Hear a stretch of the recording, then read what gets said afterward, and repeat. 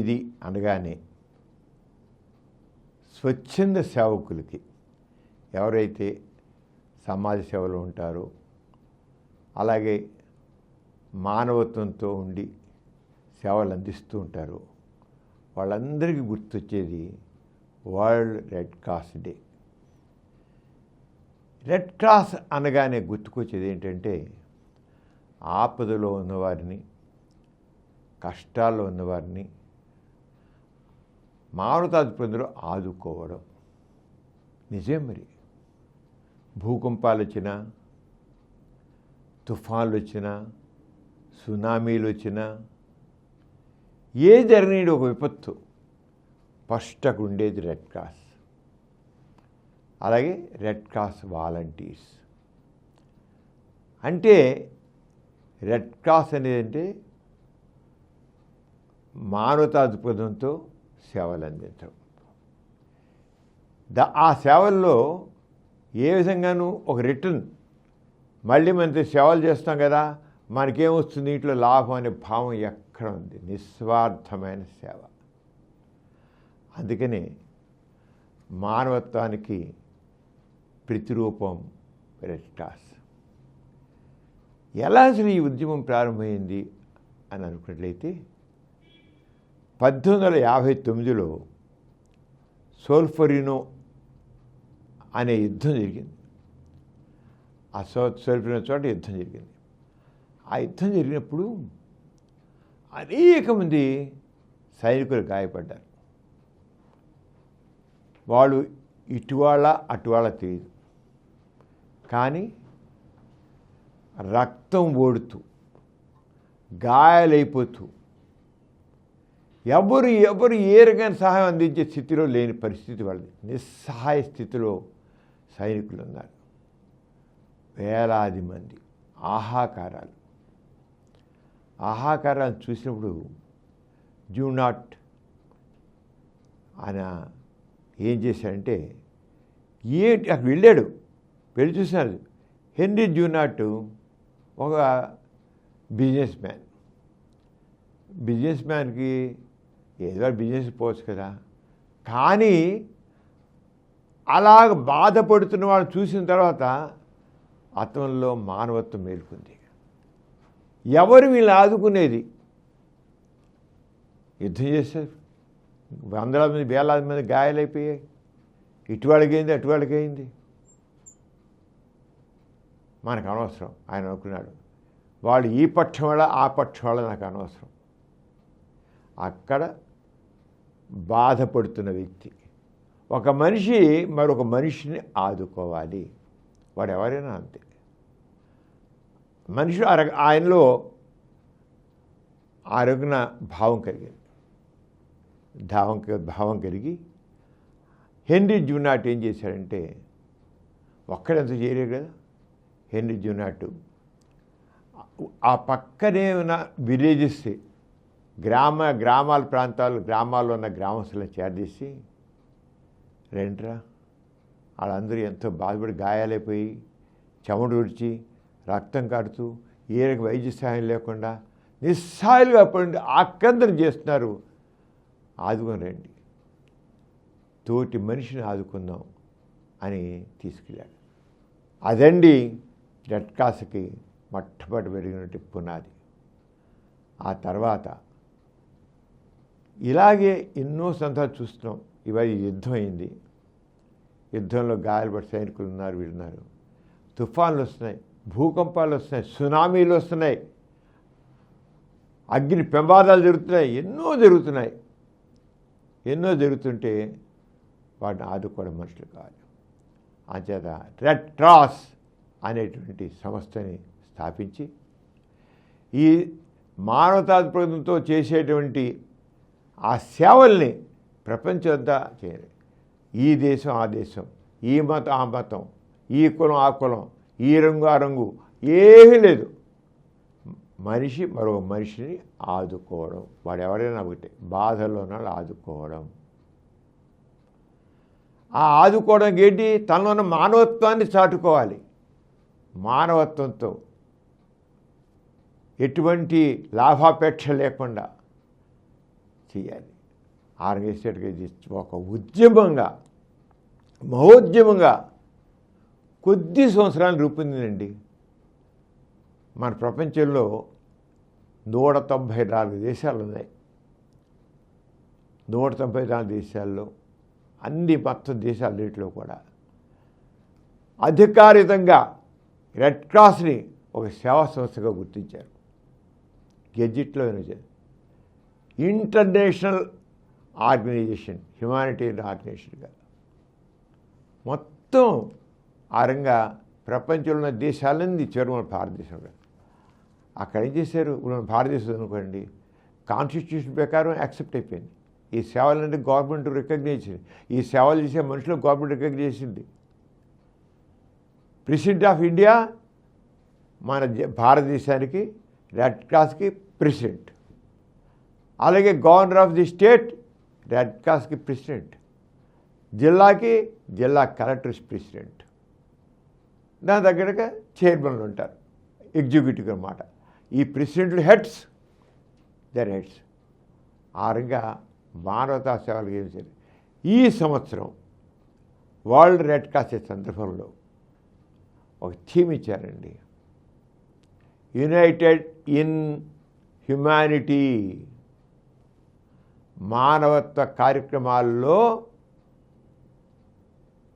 అందరూ ఐక్యంగా పాల్గొనండి, ఐక్యంగా పాల్గొనండి. మానవతా కార్యక్రమాల్లో అందరూ ఐక్యంగా పాల్గొవాలి. అంటే మీకు మానవతా కార్యక్రమం అంటే వాడు ఏ దేశవాడు, ఏ మతం వాడు అని కాదు. ఇప్పుడు ఎలా అంటే సింపుల్గా అర్థం చెప్తాను. పాకిస్తాన్కి ఇండియాకి మధ్య వారు చెనుకున్నాం. వారు వస్తే రెండు పక్కల చాలామంది గాయపడతారు యుద్ధంలో. రెడ్ క్రాస్ వాలంటీరు అక్కడ వెళ్ళినప్పుడు వెంటనే జరుగుతుంది. రెడ్ క్రాస్ వాలంటీర్ ఎప్పుడైనా సరే అది గుర్తించండి, మానవత్వంతో నిరంతరం అతను స్పందిస్తూనే ఉంటాడు. ఆ రెడ్ క్రాస్ వాలంటీర్ ముందు వెళ్ళినప్పుడు అక్కడ వీడు భారతీయుడా పాకిస్తాన్ వాడా, పాకిస్తాన్ వెలిసే చచ్చుదామని అనేసేసి అనుకోడు. మనిషిగా చూడు, మనిషిగా చూడు. అది రెడ్ క్రాస్ ప్రిన్సిపల్. వాడు ఏ మతం కావచ్చు, కులం కావచ్చు, దేశస్తులు కావచ్చు, జాతి కావచ్చు, రంగు కావచ్చు. అందుకనే ఈ సంవత్సరం ఇచ్చిన థీమ్లో ఆ మానవత్వంతో ఐక్యంగా పనిచేద్దాం, ఐక్యంగా పనిచేద్దాం.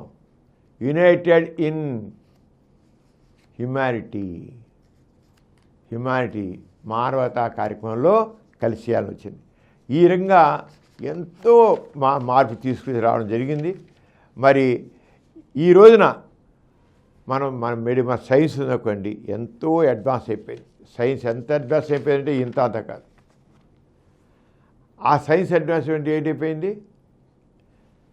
వచ్చేసిన డిజిటల్ యుగం, రోబోట్స్ వచ్చేసాయి, ఏఐ ఇంకా అన్నీ రూల్ చేస్తుంది, కంప్యూటర్లు వచ్చేసాయి. ఒక రకంగా చెప్పాలంటే మన నాగరికత ఎంతో అడ్వాన్స్ అయిపోయింది. మనిషి ఏమి రాయవసంలా, కంప్యూటర్ చేసి కొట్టేసి అయిపోతుంది. మనిషి పని చేసేలా ఓ రోబో గురించి పని చేసి పెడుతుంది. కానీ ఒక్కడు గుర్తించండి, బాధతో కన్నీళ్లు కారుస్తున్న వ్యక్తిని ఈ కంప్యూటర్లు కానీ ఈ రోబోలు కానీ ఇంకోటి కానీ ఆదుకోలేవు.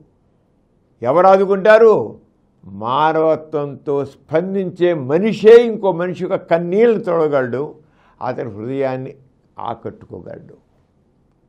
అంచేత సేవ అనేది మన జీవితంలో ఒక భాగం అవ్వాలి, అంతేగాని ఏదో ఇదిగా కాదు. అంతేకాకుండా ఈ సేవా కార్యక్రమంలో మనకు ముఖ్యంగా రకరకాలుగా ఉన్నవి ఏంటంటే చిన్నవి కావచ్చు. ప్రతిసారి యుద్ధాలు ఉండాలని కాదు, ప్రతిసారి భూకంపాలు రావాలని లేదు, ప్రతి చోట అగ్నిపర్వతాలు పేలాలని లేదు. అలా వస్తేనే సేవలు అయితే కాదు. రెడ్ క్రాస్ అనేది మామూలు సమయంలో, శాంతి సమయంలో కూడా రకరకాల కార్యక్రమం చేపడుతుంది. ఎందరో ఎన్నో అవకాశాలు లేకుండా ఉంటారు, అవకాశం కలిగిస్తుంది. చేయొచ్చు, రకరకాలుగా అవకాశాలు కలిగిస్తాయి. ఎన్నో రకాలుగా deprived of so many privileges, అవకాశం లేని మనుషులు ఉంటున్నారు, వాళ్ళందరూ చేయాలి. అంచేత ఎవరో రావాలి ఏదో చెయ్యాలని చూడడం red cross volunteer. Red cross వేలో పనిచేసేవాడు ఎవరు, రెడ్ క్రాస్ ఒక తత్వాన్ని అర్థం చేసుకున్నాడు ఎవడు, ఎవరో రావాలి ఎవరు చేయగలదు, నేను చేస్తాను, నేను అందిస్తాను సాయం, నేను అని అనిపించి ఇంకా తక్కిన వాళ్ళని కూడగొట్టుకుని వెళ్తాడు రెడ్ క్రాస్. అది అంచేత ఆకలితో ఉన్న వారికి అన్నం పెడతాడు, దాంట్లో మార్గం చూపిస్తాడు. ప్రమాదంలో గాయపడిన వాళ్ళకి వాళ్ళని వెంటనే వాళ్ళని ఆదుకుంటాడు, ఫస్ట్ ఎయిడ్ చేస్తాడు, ఆసుపత్రి తీసుకెళ్తాడు, దాంట్లో మానవత్వాన్ని చాటుకుంటాడు. అలాగే అన్నిట్లో కూడా ఆ మనిషి బాధితుని ఆడుకోవడం. అంతేకాకుండా మనం చేసేస్తే చాలా ఉన్నాయి. రెడ్ క్రాస్ అనగానే అందరు గుర్తుకొచ్చే మొట్టమొదటి ఏంటి, రక్తదానం. 18 సంవత్సరాలు పైబడ్డవాళ్ళు, 50 కేజీల పైన ఉన్నవాళ్ళు, 80% హీమోగ్లోబిన్ శాతం ఉన్నవాళ్ళు, ఎవరైనా ఆడవచ్చు మగవచ్చు రక్తదానం చేయవచ్చు. ఎవరైనా చేయవచ్చు, ఆరోగ్యం ఉండాలి. రక్తదాన అర్హులై ఉంటే చాలు రక్తదానం చేయొచ్చు. రక్తదానం చేస్తే ఇప్పుడు మనకి చాలామందికి రోడ్ యాక్సిడెంట్లు అవుతున్నాయి. రోడ్ యాక్సిడెంట్లో మీరు చనిపోయే వాళ్ళని తీసుకుని వెళ్తే రక్తం విపరీతంగా కారిపోతుందండి. క్షణాల్లో వాళ్ళు రక్తం ఎక్కిస్తేనే వాళ్ళు బతుకుతారు. అంచేత 80% మంది రోడ్ యాక్సిడెంట్లో 80% మంది రక్తం దొరకక ప్రాణాలు కోల్పోతున్నారు అనేది ఒక సర్వేలో జరిగింది. 80% మంది రోడ్ యాక్సిడెంట్ చచ్చిపోతారు రక్తం దొరక. వెంటనే అక్కడ తీసుకునేవాళ్ళు లేరు, వెంటనే రక్తం ఇచ్చేవాళ్ళు లేరు, రక్తం దొరకదు, అందులో నెగిటివ్ గ్రూప్ అసలు రాదు. ఏ వ్యక్తి అయినా రక్తం చేసింది, ఆయన రక్తం చేసి ఎవడు నిరసిపోడు, ఎవ్వడు నిరసిపోడు. మన శరీరంలో 5 లీటర్ల రక్తం ఉంటుంది, ఇచ్చేది 320 cc, 325 ml. 5 లీటర్ల బ్లడ్లో ఒక 1/2 లీటర్ ఏమోలండి అసలు. కానీ ఆ 1/2 లీటర్ ఇవాడు ప్రాణం పోస్తుంది ఆపదలో ఉన్నవాడికి. అంచేత రక్తదాత ప్రాణదాత. ఇన్ని సందర్భాల్లో అవసరమవుతున్న రక్తం. అంచేత మన చేయాల్సింది ప్రతి ఒక్క వ్యక్తి ఏ రకంగా వాళ్ళ రెడ్ క్రాస్ గురించి తెలిసి రెడ్ క్రాస్ గురించి అవగాహన ప్రతి ఒక్క వ్యక్తి కూడా రక్తదానానికి ముందుకు రావాలి. రక్తదానంతో వాళ్ళు ప్రాణదాతగా మారాలి. అలాగే అవయవదానం. లివర్ అవసరం అవుతుంది. లివర్లో 1/4 బిట్ తీసుకుంటారు. మనకి 2 రకాల కిడ్నీలు ఉంటాయి, కిడ్నీలు ఫెయిల్ అయిపోయి ఉంటారు. మనకి 2 కిడ్నీలు, ఒక కిడ్నీ ఇవ్వచ్చు. చనిపోయాక బాడీని డొనేట్ చేయొచ్చు, చనిపోయాక తర్వాత కూడా దాంట్లో కొన్ని ఉపయోగపడతాయి. అంచేత అవయవదానం, దేహదానం అనేది చాలా ముఖ్యమైనది. అది కూడా స్వచ్ఛందంగా ముందుకు వచ్చి ఇవ్వాల్సిన బాధ్యత ఉంది.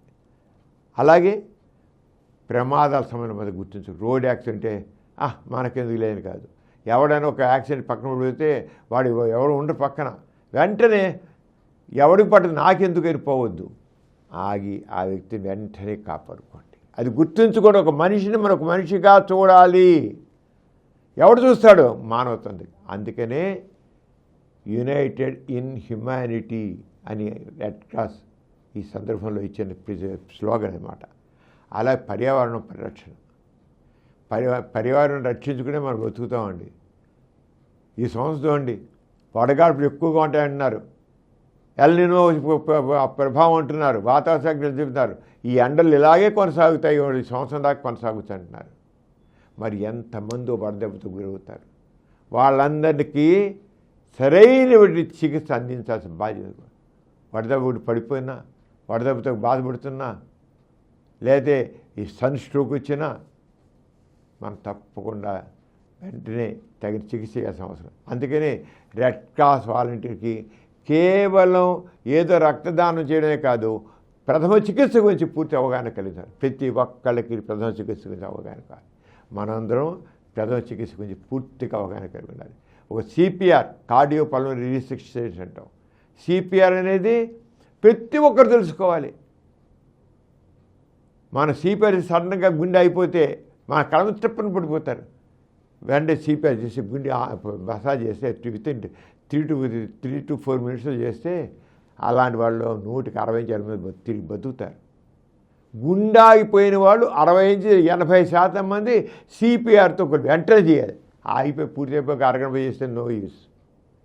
మన కళ్ళు ఎదుటే ఎవడైనా గుండె అలా పడిపోతే సిపిఆర్ అనేది ప్రతి సింపుల్ ప్రొసీజర్. ఆ సింపుల్ ప్రొసీజర్కే ఎంతమందినో మన ఆత్మీయుల్ని, ఆత్మ బంధువుల్ని మనం కోల్పోతున్నాం. అని చెప్పి ప్రతి ఒక్కరికి సిపిఆర్ మీద కానీ ఇది ఎందుకు చెప్తాం అంటే ఈ వరల్డ్ రెడ్ క్రాస్ దినోత్సవ సందర్భంగా మనందరం కూడా అర్థం చేసుకోవాలి. ఇది కేవలం రెడ్ క్రాస్ వాలంటీర్స్ కోసమే కాదు నేను చెప్పేది. ప్రతి ఒక్కరూ కూడా ఏదైతే రెడ్ క్రాస్ పిలిపించిందో ఆ పిలుపు కేవలం రెడ్ క్రాస్ వాలంటీర్స్కే కాదు, మొత్తం సర్వ జనావళికి, మొత్తం జన ప్రజలందరికీ మీరందరూ ఒక మనిషిగా ఆదుకోండి, విషయాలు తెలుసుకోండి, ఎప్పుడు మీరు చేయగలరో తెలుసుకోండి అనేది. అలాగే ఇప్పుడు మాదక ద్రవ్యాల వినియోగం అవుతుంది. ఈ మాదక ద్రవ్యాల వల్ల ఎంతో నష్టం. రాబోయే యుగం యువతదే. కానీ యువతే మాదక ద్రవ్యాలు దాసం ఏంటంటే భవిష్యత్తు, మన భారతదేశ భవిష్యత్తు అంతా ఇప్పుడు యువత మీదే ఉంది. ఎన్నో కళ్ళకు అంటున్నాం మనం మన భారతదేశం భవ్యంగా తయారవుంది. మాదక ద్రవ్యాల మత్తులు ఊసిలాడితే భవిష్యత్తు ఎలా అంధకారంగా మారుతుందో తెలుసుకోండి. అంచేత మాదక ద్రవ్యాల విషయంలో జనాలు చైతన్యం చేసిన అవసరం. అలాగే మహిళల పట్ల గౌరవం కలిగి ఉండాలి. వృద్ధులేళ్లకు మనం ఎంత వాళ్ళకి జాగ్రత్తలు తీసుకోవాలి. ఆరోగ్యం గురించి అవగాహన కలిగించాలి. ఈ రంగా ఎన్నో ఉన్నాయండి. ఒక్క చిన్న సహాయం కావచ్చు, ఆ చిన్న సహాయం కూడా జీవితాన్ని కాపాడుతుంది. ఒక చిన్న సహాయం కూడా కానీ జీవితాన్ని కాపాడుతుంది. అంచేత మనం తెలుసుకుని ఇప్పుడు వస్తున్న మన దాంట్లో రకరకాల ప్రపంచంలో రకరకాల మార్పులు వస్తున్నాయి. ఈ మార్పులన్నీ అర్థం చేసుకోవాలి, దాని ప్రకారం మనం చేయాలి అని చెప్పి మనం వీటన్ని ఈ ఛాలెంజ్ని ఎదుర్కొంటూ వెళ్ళాలి. అంటే మనకు కావాల్సింది దేశం కాదు, మానవత్వం ముఖ్యం. మనిషికి ద్వేషం ఉంటే మాత్రం ఆ మనిషి కాలేడు. మనిషి కానీ రాక్షసుడు అవుతాడు. మనిషిగా ఉండాలంటే మానవత్వంతో ఉండాలి. రెడ్ క్రాస్ ముఖ్యంగా ప్రిన్సిపల్స్ ఏంటంటే మొదటి ప్రిన్సిపల్ హ్యుమానిటీ, మానవత్వం. రెండోది నిష్పాక్షికత. మూడోది తటస్థత. అలాగే రెడ్ క్రాస్లో చాలా ప్రిన్సిపల్స్ ఇండిపెండెన్స్, స్వాతంత్ర్యం, స్వచ్ఛంద సేవ, ఐక్యత, విశ్వమానవతా భావం రంగా ఉన్నాయి. ఈ కేవలం రెడ్ క్రాస్ కోసం కాదు సూత్రాలు, మొత్తం మానవాళికి. గుర్తుంచుకోండి, రెడ్ క్రాస్ గురించి చెబుతామంటే కేవలం రెడ్ క్రాస్ వాలంటీర్స్లో ఉంటారు వాళ్ళకనే కాదు, మొత్తం మానవాళ్ళంతా కూడా దీని రకంగా ఉండాలని చెప్పడం కోసం ఇదంతా. అది ఇది చేత చదువులో డిగ్రీలు సంపాదించవచ్చు, ఎన్ని డిగ్రీలు సంపాదించవచ్చు. కానీ అతడు ఆ డిగ్రీలతో కాకుండా అతని విషయం దాంట్లో మనసు లేదనుకున్నా, ఆ డిగ్రీలు ఉన్నవాడికి మానవత్వం లేదనుకున్నాం. అది డిగ్రీలు ఎందుకండి? డిగ్రీలు దేనికి? మానవత్వం లేని విద్య ప్రమాదకరం, నైతికత లేని విజ్ఞానం వినాశకరం, కరుణ లేని శక్తి అణచివేతగా మారుతుంది. అందుకే యుద్ధాలు వస్తున్నాయి, ఇన్ని ఘర్షణలు వస్తున్నాయి. ఇవన్నీ కాదు మనకు అసలు. ఒక మనిషి గొప్పతనం అతను సంపాదించిన ధనంతో కాదు, అతడు తాకిన జీవితాలు బట్టి ఉంటుంది. ఎంతమంది జీవితాలని అతను దయార్ద్ర హృదయంతో తాకి అతను ఆదుకున్నాడు ఉంటే. కానీ కోట్లు సంపాదించడం కోటీశ్వరుడు కావచ్చు, అతని జీవితం గొప్ప కాదు, అతని గొప్పవాడు కాదు. ఎంతమందిని దయార్ద్ర హృదయంతో అతను టచ్ చేశాడు, అతను ఆదుకున్నాడు. అది గుర్తించాలి. ఏ మనిషి సరే చేతులు చిల్లి కానీ లేకపోవచ్చు, దయార్ద్ర హృదయం ఉంటే ఎంతమందికే సహాయపడతాడు. అంచేత ఆరంగా చేయాలి. ఎక్కడైనా బాధ కనిపిస్తే వెంటనే సహాయం చేయాలి, కానీ ఎవడో చేస్తాడులే అని తప్పించిపోతాడు. మనిషి కాడు. మనిషిని మనిషిగా చూడండి, మనిషిని మనిషిగా చూడడం నేర్చుకోవాలి. అంచేత చివరిగా నేను చెప్పేదంటే మానవత్వాన్ని కాపాడదాం, బాధితులతో అండగా నిలబడదాం, స్వచ్ఛందంగా రక్తదానం చేద్దాం, శాంతి ప్రేమ సహనాన్ని పెంపొందిద్దాం, సమాజ సేవలో ముందుందాం. అంచేత మానవత్వమే గొప్ప మతం గుర్తించాలి. ఈ మతం కాదు. మతం కావాలంటే మతం ఏ మతం? అది మానవత్వమే గొప్ప మతం. కరుణే గొప్ప భాష, కరుణే గొప్ప భాష, సేవయే గొప్ప పూజ. అంతేగాని ఊరికే దేవుని దగ్గర కూర్చొని భజన చేసి కూర్చుని పూజ, అది పూజ కాదండి. అది పూజ కాదు. సేవయే గొప్ప పూజ. మళ్ళీ వినండి, మానవత్వమే గొప్ప మతం, కరుణే గొప్ప భాష, సేవయే గొప్ప పూజ. మనం అందరం నిజమైన అర్థంతో మానవంతో ఐక్యంగా కృషి చేద్దాం, అందరినీ ఆదుకుందాం, మనలోని మానవతను చాటుకుందాం, మనలోని కరుణని అందరికీ పంచుదాం. మరి వరల్డ్ రెడ్ క్రాస్ డే సందర్భంలో humanity United in humanity, United in humanity అనే స్లోగన్ని, దాంట్లో అసలైన అర్థాన్ని తెలుసుకుని మనందరం ముందుకు సాగుదాం. మరి అందరికీ సెలవు. నమస్తే.